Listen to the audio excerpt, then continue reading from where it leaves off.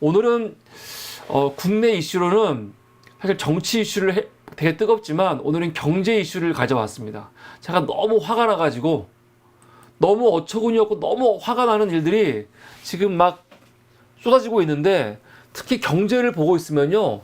나라가 망할 것 같아요, 진짜. 이게 보통 문제가 아니라니까요. 근데 그게 모르겠어요. 내가 봤을 때는 이 대통령 하마가 정말 엉망진창인 인사가 그 자리에 앉아 있다 보니까 그냥 멀쩡했던 관료들 있죠. 아니 사실은 무슨 기재부 장관이라든가 한국은행 총재라든가 그런 사람들 평생 공직에 있던 사람들 아닙니까? 멀쩡한 사람들이야. 그런 인간들도 다 그냥 무책임해지고 무능해지고 멍청해지는 것 같아요. 그러니까 제일 꼭대기에 누가 있는지가 굉장히 중요한 것 같아요, 진짜로. 정말 아는 것도 없고 말도 안 통하고 말을 듣지도 않고 어디서 정말 이상한 애 하나가 정치판에 들어오더니 그것 때문에 대한민국의 모든 부처들이 엉망이 돼버렸어, 엉망이. 나 정말 돌아버리겠어요, 진짜. 정말 윤석열 대신에 그냥 원숭이 한 마리 갖다 놓고 원숭이가 그냥 지 마음 가는 대로 이렇게 탁 지적하는 거 결제해도요, 아마 윤석열 이 새끼보다는 잘할 것 같아요. 이 새끼보다는 잘할 것 같아. 이건 사람 새끼가 아닌 것 같아요, 진짜. 개새끼. 어떻게 이럴 수가 있지? 근데 더군다나 지금 정치적으로 본인이 몰린 게 있다 보니까 아무것도 관심이 없어. 외교라든가 북한 문제라든가 아니면 경제라든가 교육이라든가 아무것도 관계가 없는 것 같아, 그냥. 그래서 지금 나라가 엉망진창입니다. 엉망진창. 첫 번째 이슈는 제가 제목을 또 안 바꿨네요. 그 제목 없이 그냥 하겠습니다. 첫 번째 이슈는 요번에 3분기 한국 경제 성장률이 발표가 됐지요. 근데 요번에 한국 경제 성장률 성장률이 얼마라는 거예요? 0.1% 성장했다는 거예요. 0.1%. 근데 0.1% 성장하는 게 중요한 게 아니고 아예 마이너스 성장할 때도 있고 뭐 잘 나가면은 뭐 1% 많이 될 수도 있는 거지. 근데 문제는 뭐냐면 한국은행이 지난 8월 달에 0.5% 예상을 했어요. 3분기 때 0.5% 경제가 성장할 것이다. 그리고 올해는 총 2.4% 성장할 것이다. 아니, 내가 다 양보해가지고 뭐 2.4% 성장할 거라는 거, 이거는 1년이니까 틀릴 수 있다고 생각해. 근데 8월 달에 0.5% 성장할 거라고 했는데 두 달. 겨우 2달 지났어요. 2달 지났는데 5분의 1로 떨어진 거 아닙니까? 5분의 1로. 이건 문제 있는 거 아닙니까? 실제로 오늘 한국일보 사설을 보면 비판을 합니다. 2달 앞도 못 본 한국은행 과잉 반응하지 말라니. 이게 무슨 기사냐면요, 정성호 의원실에서 지난 4년간 경제 성장률 및 6개 지출 항목별 전망치와 실적치 간 오차율을 따져봤는데 그 차이가 72.3%래요. 심지어 11월에 예측조차 28개 항목 중에 16개가 57%니까 오차가 났다는 거죠. 그러니까 한국은행이 뭔가 전망을 하잖아. 그게 무슨 6개월 후, 1년 후도 아니야. 한 달, 2달 후 그 전망치도 다 틀려버리는 거예요. 그래서 한국일보는 뭐라고 하는 거냐면 한국은행의 그 전망은 굉장히 중요하다. 왜 중요하냐면 금리 정책의 근간이거든요. 한국은행이 금리를 결정하잖아요. 근데 결정할 때 뭘로 결정하는 겁니까? 한국은행에서 예상하는, 측정하는, 전망하는 그 경제적인 전망을 보고 금리를 결정하는데 금리가 경제에서 얼마나 중요합니까? 금리가 안 중요해야 돼요? 금리에 따라서 소비와 개인들의 소비와 저축 영향을 미치죠. 대출에 영향을 미치죠. 물가에 영향을 미치죠. 얼마나 커요? 보통 큰 게 아니에요. 그런데 이 지난 25일 날 25일 날 그 한국은행 총재 이창용이죠? 맞나? 이창용한테 가서 지금 워싱턴 DC에 있었대요. 25일 날. 거기서 기자 간담회가 있었는데 기자 간담회에서 이런 질문이 나온 거지. 한국은행이 뭐 전망을 하면 왜 이렇게 틀리냐? 더군다나 겨우 2달 거도 틀리면 어떡하냐? 그러니까 이 이창용 새끼가 뭐라고 했냐? 분기 수치는 연간보다 변동이 크니 일희일비하지 말라. 성장률이 갑자기 망가져서 경기를 부양하는 상황은 아니다. 이렇게 했다는 거죠. 이게 제정신입니까? 이게 제정신이에요? 이런 새끼는요, 지금 빨리 끌어내려야 되는 거예요. 아니, 이렇게 무책임할 수가 있어요? 한국은행 전망치가 지금 이번 한 번도 아니고, 지난 수년간 이렇게 엉망진창으로 막 틀리고 있고, 그게 사실은 잘못된 금리정책으로 연결될 수도 있는 거거든요? 근데 이런 거에 대해서 그냥, 그럴 수도 있지. 아이씨, 뭐 그런 거 가지고 그래. 그러고 있다니까요? 씨발, 똑같아. 이 윤석열 정부에 있는 인사들은요, 다 이런 식이야. 똑같아. 이 개새끼들. 문제가 터지면, 뭐 이런 거 가지고 그래. 별거 아닌데. 이런 식이라니까요, 미친 새끼들. 어떻게 이럴 수가 있어요? 너무 황당해요. 두 번째 이슈도 첫 번째 이슈와 연관이 있습니다. 금리 면에서. 난 이게 제일 황당한데, 여러분 지금 보여드렸지만 3분기 때 우리 경제 엉망이죠. 성장 0.1%였어. 앞으로 더 안 좋아질 겁니다. 지금 굉장히 안 좋아요. 그런데 이 3분기 때 역대 최대 영업이익을 얻은 사람들이 있습니다. 누구요? 금융지주들. 금융지주. KB, 신한, 하나 같은 그 금융지주들은 역대 최대 영업이익 얻었다는 거 아닙니까? 보세요, 제목. 역대급 실적 금융지주 3분기도 이어질 듯. 금융지주들이 올해 3분기에도 조 단위의 역대급 실적을 이어갈 전망이다. 지금만 그런 게 아니야. 1분기, 2분기 때도 다 역대 최고였어. 그래서 이 4대 금융지주 3분기 당기순이익이 얼마냐? 4조 6천억. 대박이죠. 대박입니다. 요번에 KB 같은 경우는요, 3분기 때만 1조 6천억. 지난 3분기 누적은 4조 4천억. 순이익. 씨발. 신한금융은요, 지난 3분기 누적이 4조. 근데 신한금융은 이번 3분기 때 그 신한투자 증권의 그 파산상품 거래에서 1,000억 원 넘게 손해를 봤거든요. 손해봐도 상관없어. 그 앞에 너무 이익이 많으니까. 그래서 신한금융 누적 순이익이 4조 원. 4조 원! 우리금융 3분기 순이익 9,300억. 거의 1조억이에요. 거의 1조억이라고. 그러면 이 금융지주들이 왜 돈 벌었을까요? 얘네들이 뭔가 대단하게 좋은 정책을 펴가지고 뭔가 엄청나게 비즈니스를 잘해갖고 돈 번 겁니까? 그렇지 않아요. 왜 돈 벌었냐? 아까 제목에서 나왔어요. 이자 장사. 이자 장사. 무슨 노력이 필요 없어. 얘네들은요. 뭐 노력이 필요 없다니까요. 그리고 지금 경제가 얼마나 어렵습니까? 그 기업들 수출 안 돼가지고 어렵대잖아. 근데 그런 여파도 없어. 이거 아무 상관이 없어. 그냥 이자 갖고 장난치면은 이렇게 떼돈을 버는 거예요. 떼돈을. 근데 이런 이자가 뭡니까? 다 금리거든요. 금리. 이것도 다 보면은 결국 한국은행 금리와 다 연관되는 거고, 요번에 이렇게 엄청나게 대박이 난 건 뭐 때문에 그러는 겁니까? 윤석열 정부가 팍팍 밀어준 거죠. 팍팍. 어떻게 밀어줬어요? 대놓고 금융지주들을 밀어준 건 아니지만, 요번에 이 윤석열 정부 들어와갖고 완전히 실패한 부동산 정책. 그게 주 원인이라는 거죠. 아, 매일경제 기사만 봐도 알아요.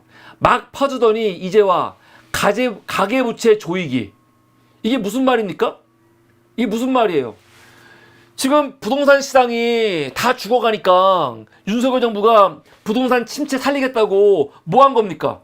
디딤돌, 버팀목 대출 같은 거 만들어가지고 저금리 대출 엄청 풀었죠. 이 어려운 시기에 청년들한테, 신혼부부들, 사람들한테 대출 받아가지고 집 사라고. 지금이 기회라고. 지금 집값 떨어지고 있잖아. 그러니까 대출 싸게 줄 테니까 지금 대출 받아가지고 빨리 집 사! 해가지고 저금리로 대출을 엄청나게 확대했죠. 확대했단 말이야. 그래서 샀어. 심지어 대출 밀어주려고 뭐 한 겁니까? DSR, 총 부채 원리금 상환 비율 규제 강화도 7월달에서 9월로 늦춰버렸단 말이에요. 마음껏 사라는 거지, 대출 받아가지고. 근데 문제는 뭐냐면 대출이 막 폭증하니까 개인들 빚이 늘잖아요. 대출이 막 폭증하니까 정부 입장에서는 이거 너무 심한데? 안 되겠는데? 하면서 갑자기 대출을 줄이는 거죠. 가계부채 조이라고 막 줄이는 거야. 그래서 9개 시중은행이 3분기 동안만 대출 규정을 21번이나 강화했어요. 강화하는 건 뭡니까? 딴 거 아니에요. 금리 올리는 거지. 금리 올리는 거야. 물론 대출 받을 때 고정금리가 있고 변동금리가 있죠. 만약에 그나마 고정금리였으면은 괜찮을 수도 있어. 근데 여러분, 변동금리였던 사람들은요 다 죽어나가는 거죠. 그러니까 은행은요, 이 정부가 저금리로 대출 막 풀 때도 돈을 벌었지만 갑자기 막 쪼이면서 금리 높여가지고 빚 빨리 갚게 하려고 부추기는 거, 그러면서 엄청난 이익을 얻는 거예요. 이게 씨발 뭐야 지금? 난 이거 조사해야 될 것 같아. 이 정부가 이거 정말 무능해갖고 실패를 한 건지, 아니면 이거를 진짜 계획해가지고 그 은행들, 금융지주들 돈 벌어주게 하려고 씨발 장난친 거 아닌지. 이거 국민들한테 사기친 거 아니야? 심지어 동아일보가 오늘 사설을 썼어요. 동아일보가 오락가락 대출 정책 헛발질로 금융지주만 최대 실적 잔치. 기사를 보면 9개 시중은행이 3분기 중 대출 규정 강화한 게 21번이라는 거죠. 은행들이 대출 억제를 위해 시장금리 움직임과 반대로 금리를 높이면서 이자 마진이 더 확대됐다. 3분기에 은행이 역대급 이익을 낸 가장 큰 이유는 뭡니까? 윤석열 정부의 정책 헛발질. 제 말이 아니에요. 동아일보 얘기야. 정책 헛발질. 이 씨발. 근데 이게 진짜 헛발질인지 아니면 계산하고 한 건지 나는 이거 조사해봐야 될 것 같아. 개새끼들. 나는 이거 단순히 헛발이 아닐 것 같아요. 대출 수요자에게 혼란을 초래하면서 은행들에는 막대한 이익을 안겨준 정부는 책임을 통감해야 한다. 아, 이게 책임을 통감하는 일로 끝날 일인가? 아, 진짜 열받아 죽겠다니까요. 이게 뭐야 도대체. 그런데 오늘 세 번째 이슈도 진짜 나는 너무너무나도 화가 나갖고 짜증이 나 죽겠어. 여러분, 금년도, 작년에도 세수가 펑크가 나가지고 지금 수십조가 펑크 났었죠. 금년도도 지금 몇 조가 펑크 나는 겁니까? 30조. 지금 30조가 펑크 났어요. 작년에는 한 50조 났죠? 금년에 30조. 이거 어떡할 거야, 펑크 난 거. 아니, 정부가 예산 잡은 게 있을 거 아닙니까? 일하려고 잡아놨는데 세금이 들어와야지 일하는 거 아니에요. 그런데 지금 30조가 펑크 났다니까요? 그럼 이걸 어떻게 메꿔야 될 거 아닙니까? 메꿔야 돼. 본래 같았으면은 이거 어떻게 할 겁니까? 추가 경정 해가지고 메꾸는 거예요. 그게 기본이야. 더군다나 지금 경제가 얼마나 어려워요. 경제가 어려운 이유 중에 하나가 뭡니까? 내수가 아예 그냥 굳어버렸죠. 시장이 안 돌아. 그럼 이럴 때는 돈을 정부가 뿌려야 돼요. 지금 어떻게 지금 돈이 없는데 말라버렸어. 그래서 이재명 대표가 민생지원금 25만 원 하겠다는 게 뭡니까? 지금 말라버린 이 내수를 좀 살리기 위해서 지금 25만 원씩 민생지원금 해가지고 돈 쓰게 하자는 거 아닙니까? 그게 싫으면 이 정부는 어떻게 하면 돈을 돌게 할지 정책이 나와야죠. 근데 이 새끼들은요? 뭐 하고 있어요? 돈을 쓰는 게 아니고 더 쥐어 짜고 있죠. 아니, 이거는 진보 보수의 문제가 아니고 경제정책의 기본이에요. 기본. 근데 이걸 안 하고 있는 거지, 미친 새끼들. 지금 30조가 세수가 결손됐어. 그럼 어떻게 해야 돼요? 어떻게 해야 돼? 아까 말했잖아요. 이건 다 계획에 있는 돈들이거든요. 추가 면적 해갖고 풀어야 되는 거예요. 그런데 오늘 기재부에서 최상목이가 뭐 한다는 겁니까? 어떻게 하겠다는 거예요? 그냥 감축하겠다. 감축. 기존에 있는 것들 돌려가지고 메꾸고 그냥 일 안 하겠다는 거죠.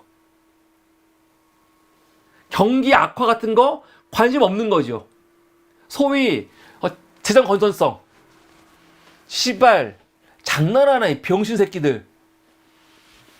기사 한번 볼까요? 이 새끼는 정말 나쁜 새끼예요. 내가 볼 때는 지금 부각이 많이 안 되고 있는데 나는 이 정부에서 정말 베스트 3 안에 드는 정말 나쁜 새끼고 무책임한 새끼고 당장 목을 쳐야 되는 새끼가 이 새끼예요. 최상목 이 개새끼. 이 개새끼 내가 옛날부터 얘기했어요. 이 새끼가 중국하고 우리나라 관계를 파괴하는데 제일 전면했던 새끼 아닙니까? 이 개새끼? 이 새끼 먼저 쳐야 돼. 이 쓰레기 같은 새끼. 아주 무능한 새끼. 이 새끼가 요번에 2024 세수 재추계에 대한 따른 재정 대응 방안을 국회에서 보고를 했습니다. 그런데 이 새끼 뭐라고 하냐? 올해 세출 예산을 최대한 차질 없이 집행해 민생 경기에 미치는 영향을 최소화하겠다 그랬어. 이게 가능합니까? 올해 예산 잡힌 거 있는데 그것들 다 그냥 빼돌리고 그냥 다 일 안 해버리고 하는데 민생에 영향이 없겠어요? 이것들이 발표한 걸 보면요. 지금 세수가 29조 6천억이 모자릅니다. 이 모자른 거 어떻게 메꾸겠다는 겁니까? 기금, 특별회계, 가용, 재원, 활용으로 14조에서 16원 메꾸고 그리고 지방교부금, 교부금 이거 집행하지 않고 그리고 통상적 불용 이거는 일 안 하겠다는 거예요. 7조부터 9조 원 정도는 원래 하기로 한 일을 하지 않을게 그거거든요. 이거 하나하나가 다 주옥 같은 얘기죠. 정말 족 같은 얘기예요. 족 같은 얘기. 난 너무 황당해 죽겠어 진짜. 너무 황당해 죽겠어. 우선 하나하나 볼까요? 맨 처음에 나와 있는 이 기금 특별회계 가용 재원 활용 이 세부 내용 들어가면 뭡니까? 공공자금 관리 기금, 외국환 평형 기금, 그리고 주택도시 기금, 기타 이 돈들이 있는데 이것들 여기에 안 쓰고 지금 세수 부족한 거 글로 넘기겠다는 거거든요. 그럼 이것들은 안 해? 이것들은 안 하겠다는 거 아니야. 아니 어떻게 이럴 수가 있어. 나 웃겨서 진짜 말도 안 나와요. 응? 여러분 외평기금이 뭐야? 외평기금. 지금 외평기금 쓰겠다는 거거든요. 작년에도 이 외국환 평형기금 외평기금인데 작년에도 이걸 썼단 말이에요. 근데 이 돈을 지금 정부가 세금 메꾸려고 이렇게 막 써도 되는 돈입니까? 이거 막 쓰면 안 된다는 돈이고 안 된다는 거죠. 이 돈 무슨 돈인데요? 한번 보겠습니다. 난 진짜 너무 어처구니가 없어요. 최상목이가 본래는 지난달만 하더라도 외평기금 관련해갖고 20% 범위에서 뭐 쓰겠다는 거 검토하고 있지 않다 그랬거든요. 작년에 썼어. 작년에 쓸 때도 엄청 시끄러웠거든요. 그런데 지금 뭐 하겠다는 거야? 윤석열 정부 들어와갖고 외평기금이 111조였는데 이게 지금 69조로 줄어들었는데 여기서 또 50조 쓰겠다는 거 아닙니까? 이거에 대해서 이상민 나라살림연구소 수석연구위원 뭐라고 합니까? 정부가 외환 정책과 상관없이 세수 결손을 메우고자 외평기금을 사용한다면 뭐라는 거예요? 외환 정책의 신뢰성에 훼손을 준다는 거죠. 아니 진짜 황당한 게 여러분 이 외평기금 같은 거 이게 뭐예요? 외평기금이 외환시장 안전성 확보를 위해서 마련해 놓은 기금이란 말이에요. 외환시장 이거 없으면 안 되는 거야. 우리가 이거 없어갖고 예전에 IMF 온 거예요 사실. IMF 왜 온 거냐면 이런 게 없어서 온 거라고요. 근데 지금 우리 외환시장이 되게 불안하죠. 우선 지금 여러분 오늘 환율이 얼마예요? 1383원이에요. 환율이 엄청 높아. 조만간 1400원 막 넘어설 것 같아. 지금 이게 불안하다고 환율이. 더군다나 곧 미국 대선 있지요. 대선 끝나고 나면 또 어떻게 어떤 일이 벌어질지 몰라요. 굉장히 많은 변수가 있다고. 근데 이렇게 불확실성이 높은 상황에서 지금 외평기금을 이렇게 마음대로 쓰겠다는 거 정상입니까 이거? 이러면서 씨발 주가 걱정 안 해? 아니 황당한 거예요. 근데 지금 외평기금만 빼는 게 아니고 아까 말했지만 공공자금관리기금이나 주택도시기금 같은 거 빼겠다는 거 아닙니까? 아니 매일경제가 뭐라고 기사가 나왔어요. 세수구멍 또 기금으로 돌려받기. 청약통장 자금까지 손댄다. 그러고 있는 거 아닙니까? 여러분 주택 주거 안정을 위한 정책 자금 있지요. 이게 뭐냐면은 서민들의 주거 안정을 위한 재정이거든요. 이거 그냥 없애버리겠다는 거예요. 만만한 게 이런 거, 이 새끼들이 만만한 게 이런 거야, 개새끼들. 사회 안정망이라든가 서민들이 하는 비용들 있죠. 이런 거 없애버리는 거야. 주택 도시 기금이라는 게 뭐냐면은 아까 말했던 디딤돌이나 버팀목이나 주거 안정을 위해 있는 것들이거든요. 이거 없애버리겠다는 거죠.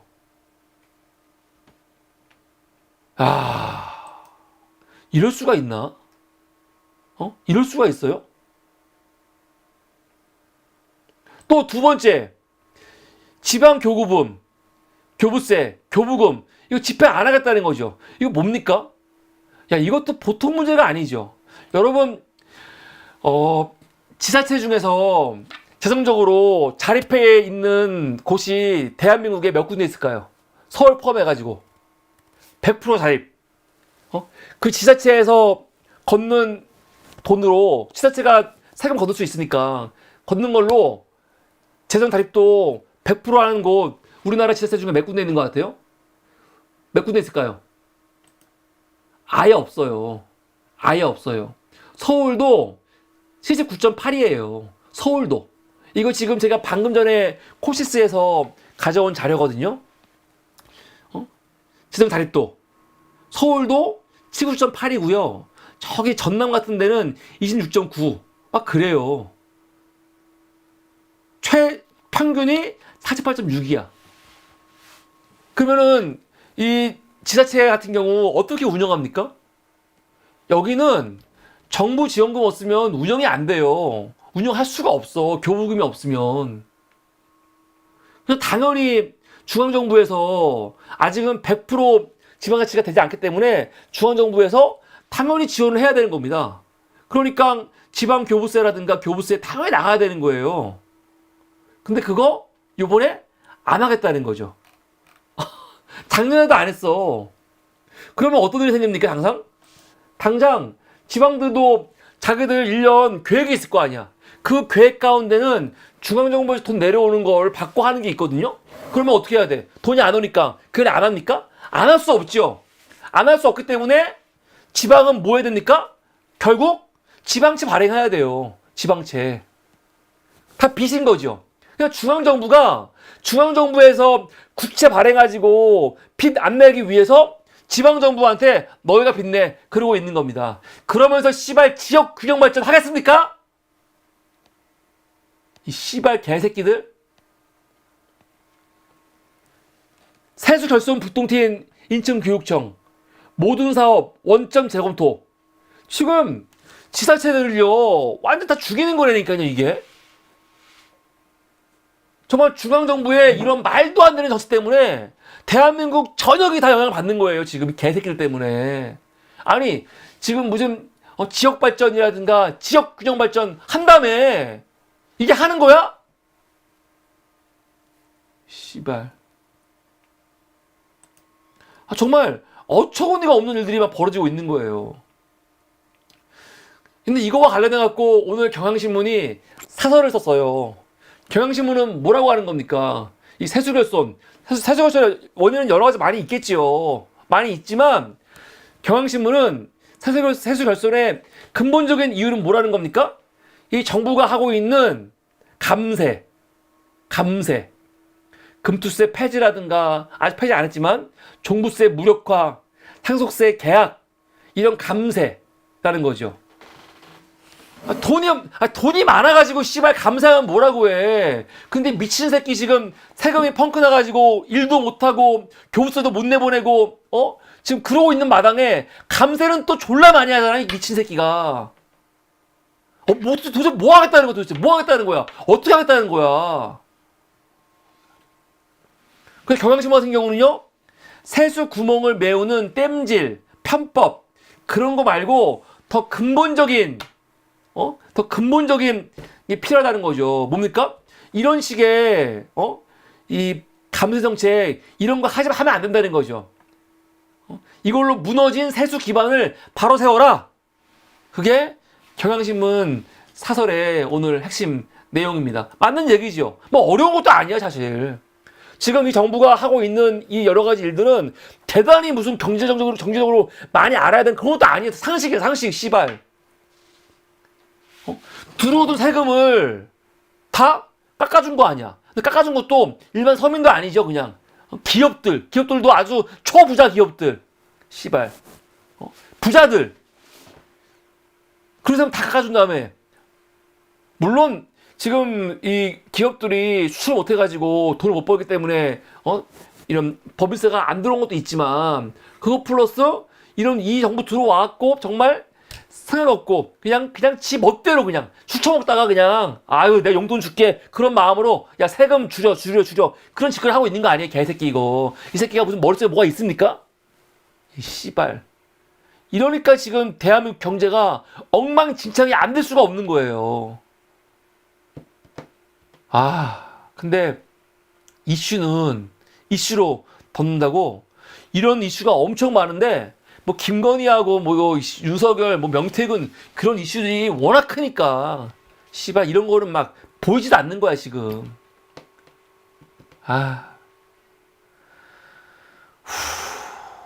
홍보를 하면 안 됩니다. 이게 오늘 사무리가 준비한 국내 이슈 묶어서 하나로는 크게 경제인데 묶어서 3가지 이슈 준비했습니다. 오늘은 여기까지입니다.